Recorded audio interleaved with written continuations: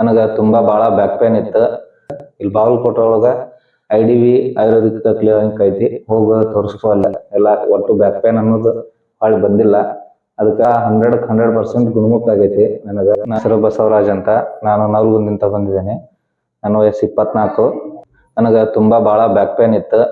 ಎಲ್ಲ ಆಸ್ಪತ್ರೆಗೆ ಅಲ್ಲಿ ಇಲ್ಲಿ ತೋರಿಸಿದ್ರ ಆಪರೇಷನ್ ಮಾಡ್ಬೇಕಂತಂದ್ರ ನನಗ ಒಬ್ರು ಸಜೆಷನ್ ಮಾಡಿದ್ರ, ಇಲ್ಲಿ ಬಾಗಲಕೋಟೆ ಒಳಗ IDV ಆಯುರ್ವೇದಿಕ್ ಕ್ಲಿನಿಕ್ ಐತಿ, ಹೋಗ ತೋರಿಸ್ಕೊ ಅಲ್ಲಿ ನೋಡ್ಕೊ ಅಂತಂದ್ರ ನಾ ಈಗ 4 ತಿಂಗಳಿಂದ ತೋರ್ಸಾಕತ್ತಿದ್ದೆ.